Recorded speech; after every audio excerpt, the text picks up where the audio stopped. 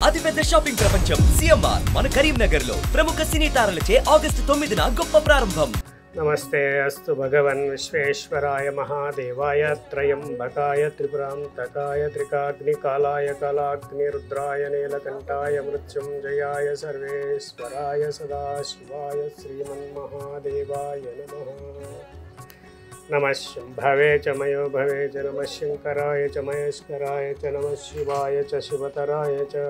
కృతి ఈ విలయం నుండి మనందరినీ కాపాడమని ఈరోజు వారాహి సమేత శ్రీ చాముండేశ్వరి అనుగ్రహ పీఠంలో ప్రముఖ యాంకర్ అండ్ ఎంతో దేశాభిమానం కలిగిన వ్యక్తి, పరోపకారం తెలిసిన వ్యక్తి అయినటువంటి మన రోషన్ రెడ్డి గారు ఈరోజు మన పీఠంలో ప్రత్యేక అభిషేకాలు నిర్వహించడం, అమ్మవారిని వేడుకోవడానికి మేము లోపలికి వెళుతున్నాం. హే జగజ్జననీ కత్యాయని కౌమారీ నమో నమః. చాముండేశ్వరి పాహి మాం రాహి మాం, చండికా పరమేశ్వరి పాహి మాం రాహి మాం, ఏకార్క గణపతి పాహి మాం రాహి మాం, రక్ష మాం రక్ష మాం.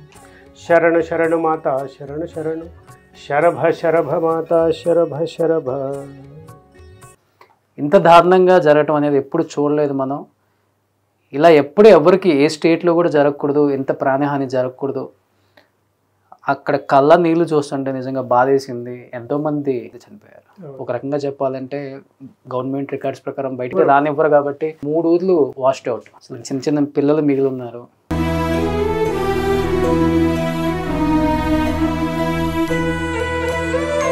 వాళ్ళ పరిస్థితి ఏంటి అర్థం అవ్వట్లేదు. పెద్ద వయసు ఉన్న వాళ్ళు 70-75 సంవత్సరాల ఉన్న వాళ్ళు పిల్లలను కోల్పోయారు. వాళ్ళ పరిస్థితి ఏంటో అర్థం అవ్వట్లేదు. ரொம்ப కష్టమా ఇருக்கு.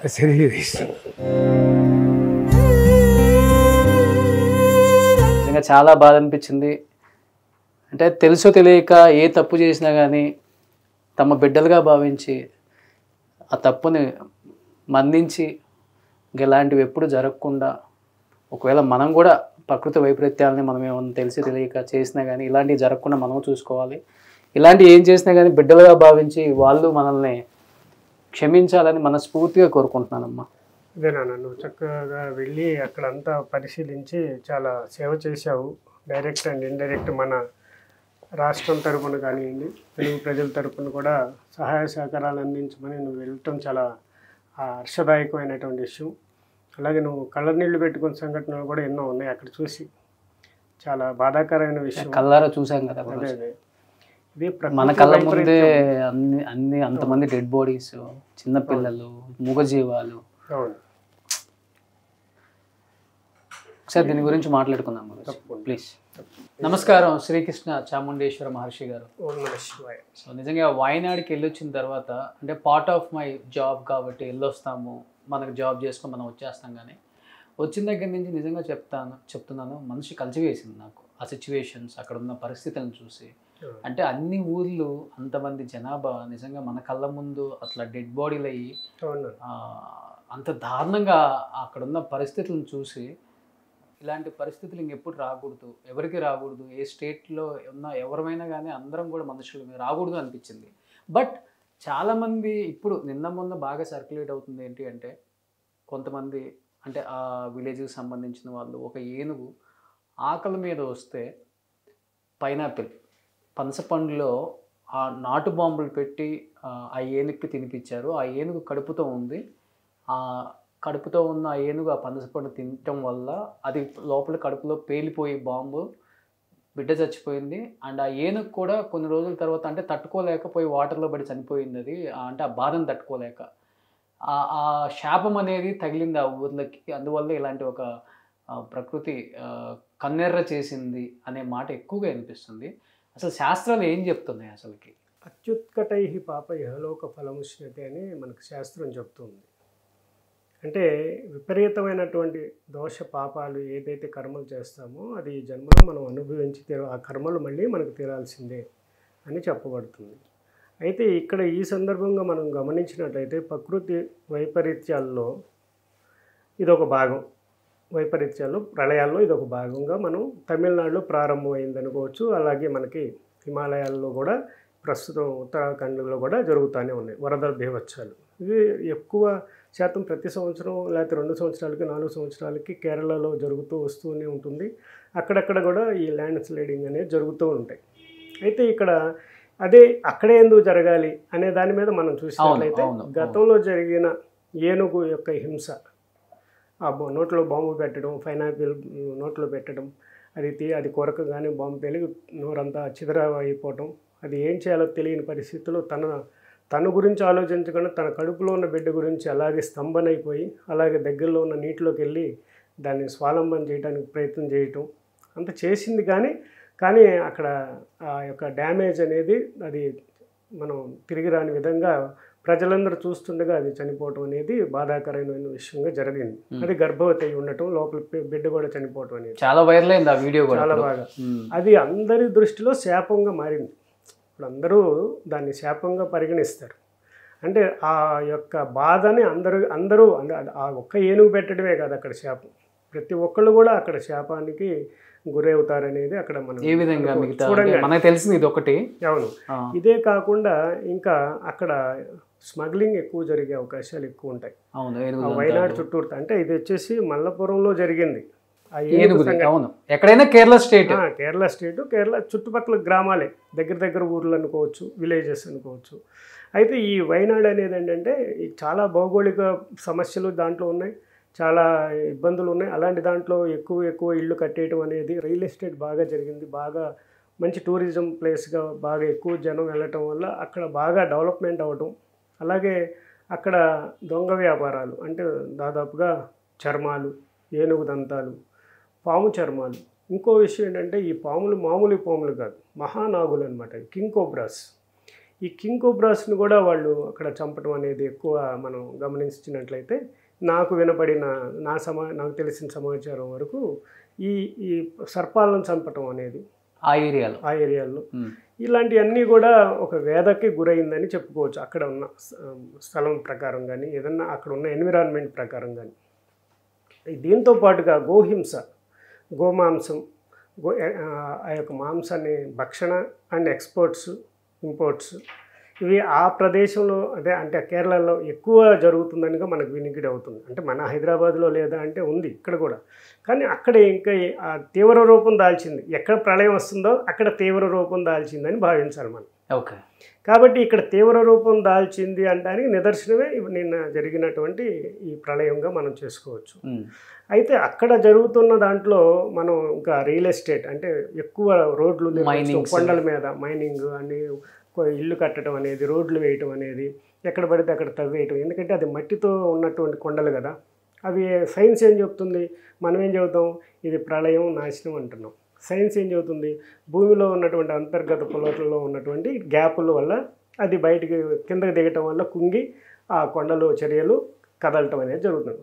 ల్యాండ్ స్లైడింగ్ అంటే ఆ కొండ చర్యలు కదులుతూ ముందుకు వెళ్ళిపోవటం అనేది జరుగుతుంది. సో ఇక్కడ ఈ విధమైనటువంటి హింసాత్మకమైనటువంటి ప్రేరణ జరగటం వల్ల ప్రకృతి కూడా కోపిస్తుంది అని మనం ఎప్పటి నుంచో కూడా చెప్తూనే ఉన్నాం. ప్రకృతిని, పంచభూతాలని మనం సంరక్షించుకోవాలి. దాంట్లో ఒక భూమి ముఖ్యంగా మనం దాని మీద నిలబడి ఉన్నందుకు దాని కృతజ్ఞతాపూర్వకంగా మనం ఎక్కడ ఉండట్లేదు. అంతకుముందు కేరళ ఎలా ఉండేది, మనం అయ్యప్ప స్వామి దగ్గరికి వెళ్ళేటప్పుడు చుట్టూ కొండలో చెట్లలోంచి వెళ్ళేవాళ్ళు, అంత గుబురుగా ఉండేది, అంత పచ్చదనం, ఆ వాసన అంత బాగుండేది. ఇప్పుడు అంతా కూడా మారిపోయింది. అక్కడ కూడా చాలా హీట్ పెరిగిపోయింది. అలాగే బెంగళూరు చూసినట్టయితే, కర్ణాటక చూసినట్టయితే, కర్ణాటకలో కూడా ఎంతో చల్లదనం ఉండేది, అక్కడ కూడా హీట్ పెరిగిపోయింది. ఇలా ప్రతి చోట మనం ఆక్రమించుకుంటూ ప్రకృతిని పంపించేస్తున్నప్పుడు ప్రకృతి అక్కడ ప్రళయం రాక ఇంకేం వస్తుంది. అంటే దేనితైనా కానీ మనం ఆడుకోవచ్చు కానీ నేచర్తో ఆడుకోకూడదు. అర్థమైపోయింది ఇది చూసిన తర్వాత. అవును, అలాగే పంచభూతాలతో మనం చాలా జాగ్రత్తగా కృతజ్ఞతగా ఎప్పుడైతే ఉంటామో అవి మనల్ని సంరక్షిస్తాయి. అలాగే ఏనుగుని నువ్వు ఇబ్బంది పెట్టావు, అదేవిధంగా అదే ఏనుగులు కొద్దిగా వాటి ఆహారం కోసం ఎక్కడ అడవిలో ఆహారం లేనప్పుడు అన్నీ కొట్టేస్తున్నప్పుడు పొలాల మీదకి వస్తాయి. వాటికి ఏదో పెట్టి పంపించడం అనేది, వాటిని పనిష్మెంట్ చేయటం అనేది సబబైన విషయం కాదు. అదేవిధంగా ఒక ఏనుగు ఒక తల్లిని కూతుర్ని కాపాడిన సంగతి కూడా మనం యూట్యూబ్లో చూసాం. అదేవిధంగా వాటికి కూడా విచక్షణ ఉంది, చాలా సౌమ్యవంతమైనవి. అవి మనకి దైవత్వంతో మనం చూస్తుంటాం ఏనుగుని. ఎప్పుడు కూడా మనం ఎలిఫెంట్ని ఒక జంతువుగా మనం చూడం. దైవం లక్ష్మీదేవి అమ్మవారి పక్కనే ఉంటాయి. ఐరావతం మనకి ఏది కావాలంటే అది ఇచ్చే కల్పవల్లి. అటువంటి ఏనుగుని మనం అంత దారుణంగా చంపటం అనేది, కిరాతకంగా దాన్ని చంపుతూ అనేది మటుకి అది క్షమించడానికి నేరంగానే భావించాలి. ఈ యొక్క ఘోషే ఆ ప్రళయానికి నాంది అనుకోవచ్చు, ప్రస్తావన అనుకోవచ్చు, లేకపోతే ఇది ఒక పార్ట్ అనుకోవచ్చు, ఇది ఒక శాంపిల్ అనుకోవచ్చు. ఇది చిన్నది, ఇది ఎప్పుడు జరిగే దాంట్లో ఒకసారి జరిగింది. ఎక్కువ మంది ప్రాణ నష్టం జరగడం అనేది నిజంగా శోచనీయం. అవును, దీంట్లో చాలామంది అమాయకులు చనిపోవటం కూడా శోచనీయం. చిన్నపిల్లలు, ఎందుకంటే మంచి చెడు అంతా కలిసే ఉంది. అలాగే చిన్నపిల్లలు, పెద్దవాళ్ళు, ముసలివాళ్ళు, ఇప్పుడే పెళ్లి చేసుకో రేపు మాకు పెళ్ళి అయ్యా కావాల్సిన పిల్లలు, లేకపోతే గర్భిణీతో ఉన్న పిల్లలు, ఎంతోమంది దీంట్లో కాలగర్భంలో కలిసిపోయారని చెప్పుకోవాలి ఈరోజు మనం. నేను స్పాట్కి వెళ్ళాను గురూజీ.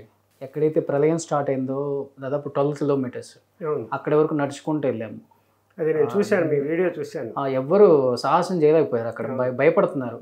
అంటే సెకండ్ స్పాట్ వరకు వెళ్తున్నారు కానీ ఫస్ట్ స్పాట్కి వెళ్ళడానికి భయపడుతున్నారు. అయితే నేను వెళ్ళాను.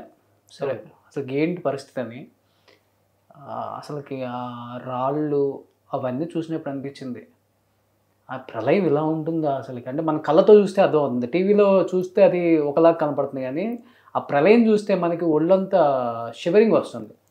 అలాంటి ఒక ప్రళయం అది. బహుశా ఇంకెప్పుడు చూడకూడదని అనుకుని నేను అమ్మవారిని కోరుకున్నాను ఇక్కడికి వచ్చి పూజ చేసి. సంతోషం మన పీఠానికి వచ్చి అమ్మవారిని వేడుకోవటం అనేది. అదేవిధంగా మనకు ఉత్తరాఖండ్ వైపు కూడా చూసినట్టయితే ఇక్కడికి అక్కడికి తేడా ఏంటంటే అక్కడ కూడా ల్యాండ్ స్లైడింగ్ జరుగుతుంటాయి, కానీ ఎక్కడ ప్రాణ నష్టం జరగదు ఎక్కువ శాతం. ఎందుకంటే అక్కడ వాళ్ళు కొంతవరకు నేచర్కి రెస్పెక్ట్ అండ్ ఇంపార్టెన్స్ ఇస్తారు, ప్రికాషన్స్ తీసుకుంటారు. చాలా వరకు ల్యాండ్ స్లైడింగ్ జరుగుతుంటుంది, కానీ అక్కడ జన నష్టం, రోడ్లు కొద్ది డ్యామేజ్ అవుతాయి, మళ్ళీ రికవర్ అవుతాయి. ఎక్కడో కొన్ని తిరుపతిలో కూడా జరుగుతుంటున్నాయి, జరుగుతాయి వర్షాలు పడతాయి. కాబట్టి ఇది మనం ఇంకొక రహస్యమైన పాయింట్ ఇంకోటి ఉందన్నమాట. ఈ ప్రకృతికి ప్రళయానికి ప్రళయంలోకి వెళ్లకుండా ప్రకృతిని మనం కాపాడుకోవాలంటే గోవుల యొక్క సంరక్షణ చాలా అవసరం ఉంది.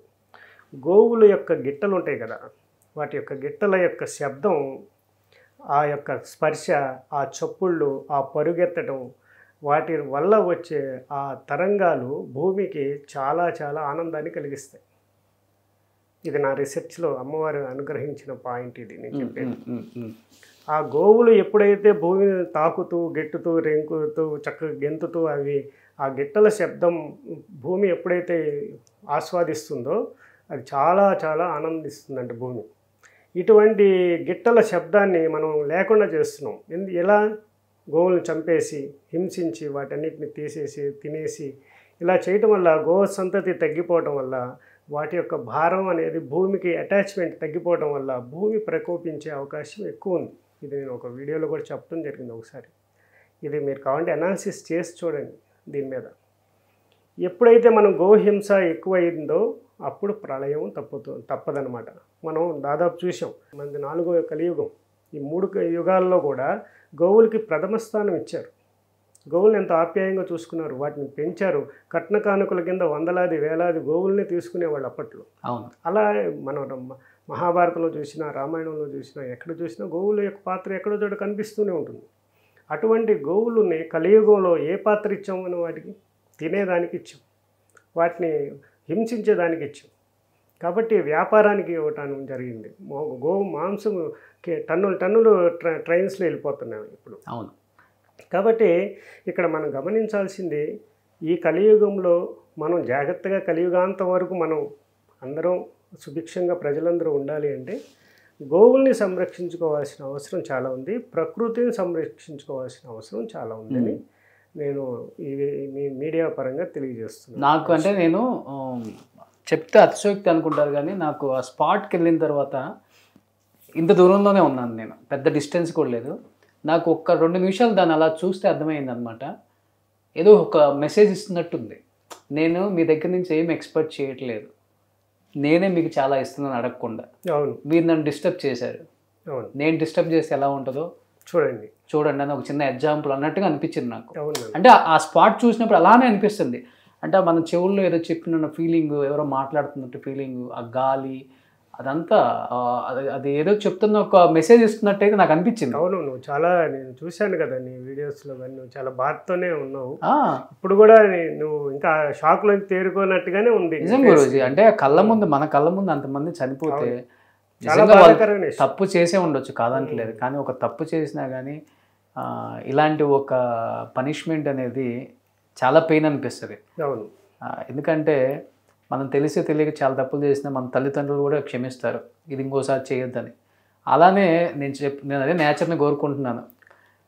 డిస్టర్బ్ చేశారు నిన్ను కాదంటలేదు, బట్ ఇంత పెద్ద పనిష్మెంట్ అయితే ఇంకెప్పుడు ఇవ్వద్దు అనేదే కోరుకుంటున్నాను. అనేది మనం కోరుకోవాల్సింది అదే, సర్వే జన సుఖినో భవంతనే కోరుకుంటాము. అలాగే ప్రపంచం అంతా సుభిక్షంగా ఉండాలని కోరుకుంటాం. అలాగే ప్రతిరోజు ప్రతి దేవాలయాల్లో కూడా ఈ పాయింట్ అనేది జరుగుతూనే ఉంటుంది. మనం అందరం కోరుకుంటాం, అంతా ప్రపంచం భూశాంతి అనేది ఉండాలి, అంతరిక్ష శాంతి భూశాంతి అని మనం చేస్తూనే ఉంటాం పూజలు.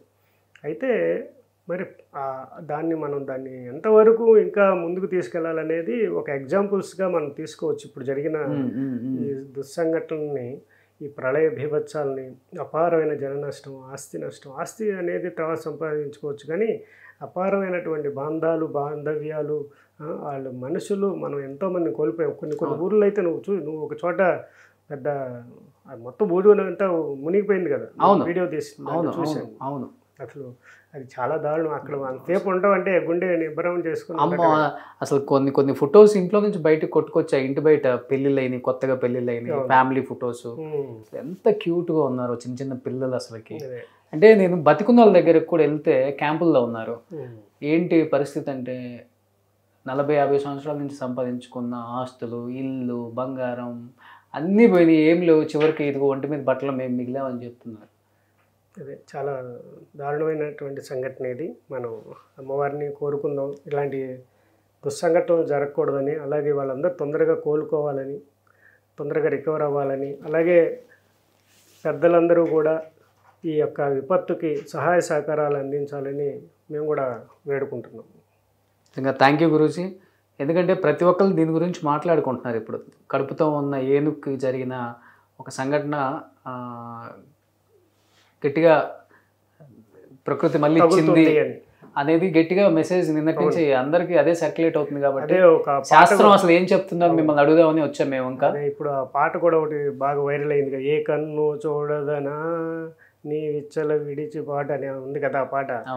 అక్కడ అదే పరిస్థితి.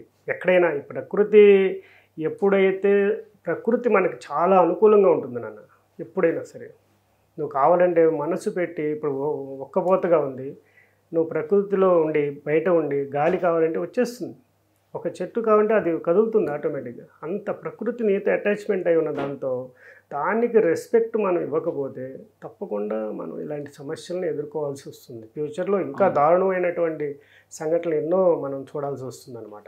ఓకే, ఏం చెప్పాలనుకుంటున్నారు వ్యూయర్స్కి, ఏం చెప్పాలనుకుంటున్నారు? ప్రకృతిలో ఉన్న మనం పంచభూతాలను గౌరవించాలి, ప్రకృతిని చాలా జాగ్రత్తగా సున్నితంగా హ్యాండిల్ చేయాలని మనం కోరుకోవాలి. అలాగే భూమిని కలుషితం చేస్తున్నాం అనేక రకాలు, డస్ట్బిన్స్లో రూపంలో కానివ్వండి, పెస్టిసైడ్స్ రూపంలో కానివ్వండి, అనేక రకాలుగా మనం దాన్ని రియల్ ఎస్టేటింగ్లో కానివ్వండి, ల్యాండ్స్కేపింగ్లో వీటన్నిటిని చూసినట్టయితే మనం అడవుల్ని కానీ, ఒక చెట్టుని మనం కొట్టే అధికారం మీకు ఉందంటే 100 చెట్లు నాటే దమ్మున్నప్పుడే మీరు ఒక చెట్టు మీద చెయ్యండి అని నేనైతే చెప్తాను గట్టిగా. సో నేచర్తో అయితే ఎవరు ఆడుకోవద్దు అంతే. సో అది ఒకసారి గట్టిగా కన్నెర్ర చేసిందంటే మనిషి అనేవాడు ఎవరు మిగలం. ఇది ఒక చిన్న ఎగ్జాంపుల్. నిజంగా నేను కూడా వెళ్ళొచ్చాను కాబట్టి నేను చెప్తున్నాను, చూసి వచ్చాను కాబట్టి చెప్తున్నాను. మనం నేచర్కి ఏం ఇవ్వకపోయినా పర్వాలేదు, అది ఏం ఎక్స్పెక్ట్ చేయదు కూడా. ఇక్కడ పంచభూతాల్లో 2 యాక్టివిటీ చేసాయి ఇప్పుడు, ఒకటి నీరు, ఒకటి భూమి. అవును, మిగతా అగ్ని అలాగే వాయువు కూడా తోడైనట్టయితే ఇంకా అసలు దాన్ని మనం తట్టుకోలేము. అలా ఎన్నో జరిగాయి పూర్వం కూడా.